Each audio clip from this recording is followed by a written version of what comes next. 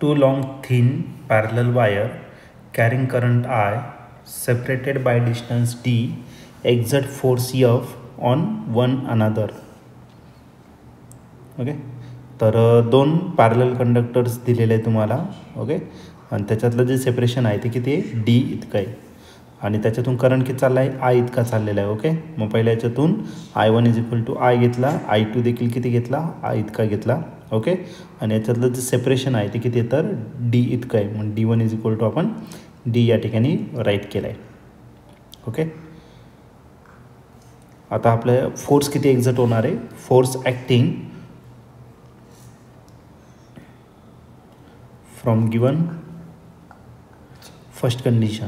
तर पहिली जी कंडिशन आहे तर त्याचा या ठिकाणी आपण काय करणार, यूज करणार. ओके, मग आता किती फोर्स ॲक्ट होणार आहे तो आपण या ठिकाणी राईट करणार.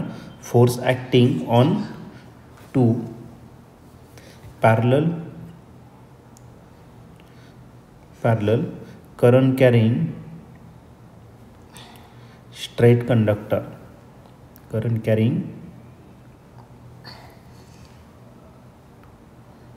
Carrying straight conductor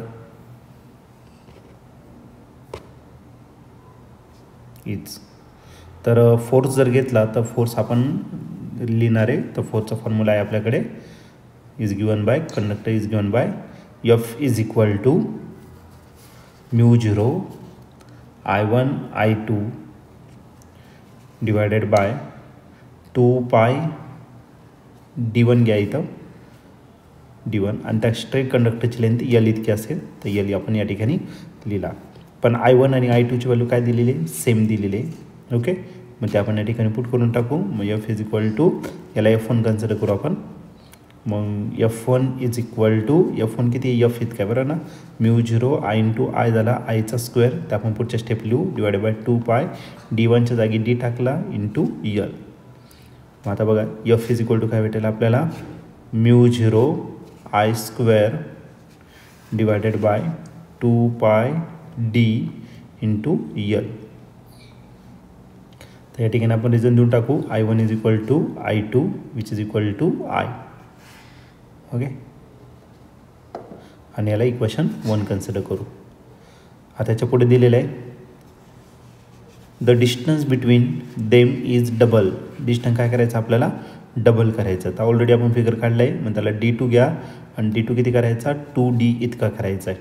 okay, double current is decrease to I divided by 3. Okay, तर करंट जो डिक्रीज होतो आहे तो किती, तर I डिवायडेड बाय 3 इतकं. I2 = भेटेल, I2 डॅश करू त्याला, तो असेल I डिवायडेड बाय 3, आणि जो I1 डॅश आहे तर तो पण किती असेल, तर I डिवायडेड बाय 3. तर I डिवायडेड बाय 3 पर्यंत आपला करंट डिक्रीज होतो आहे. The force exert on one another is. तर क्वेश्चन 2020 आला होता. याचं ए ऑप्शन आहे F divided by 9, B option आहे F divided by 18, C option आहे F डिवायडेड बाय 3, आणि लास्ट डी ऑप्शन आहे F डिवायडेड बाय 6. तर या 4 ऑप्शनपैकी या क्वेश्चनचं करेक्ट आन्सर काय असलं पाहिजे, तर आपण याला सॉल्व करूया आणि मग डिसाईड करूया. आता दुसऱ्या कंडिशननुसार. ओके, आता या ठिकाणी लिहू, from given second condition similarly force acting त्या पॅरल कंडक्टरवर किती ॲक्ट होणार ते आपण स्टेटमेंट लिहून टाकू. Force acting on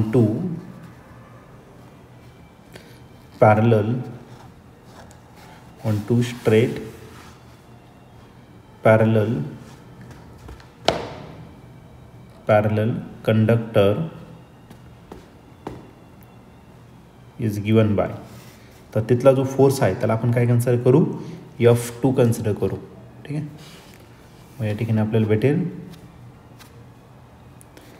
F2 = μ0 I1 dash करू × I2 dash divided by 2π d2, आणि तो L राहणार, तो लास्टला लिहिले तरी चालेल किंवा आधी घ्या, 2π d2 × L. ओके, आता याच्या व्हॅल्यू आपण या ठिकाणी पुट करणार. मग F2 काय भेटलं आपल्याला, μ0 I1 डॅश जो आहे I1 डॅश त्याच्या जागी टाकणार आहे आपण I divided by 3. Okay, F2 dash परत रिराईट करतो खाली थोडंसं म्हणजे आपल्याला यायला स्पेस भेटेल. I1 डॅशच्या जागी टाकायचं आय डिवायडेड बाय 3. I2 डॅशच्या जागी पण टाकायचं I divided by 3. Okay, divided by 2 पाय D2च्या जागी टाकायचं 2D इंटू L. आता याला जर अरेंज केलं तर F2 dash is equal to काय भेटेल आपल्याला μ0 आय इंटू आय काय झाला आय स्क्वेअर आणि 3 इंटू 3 काय झाला 9. Okay, remaining term 2 pi into 2D as it is लिहिलं इंटू काय लिहिलं आपण L.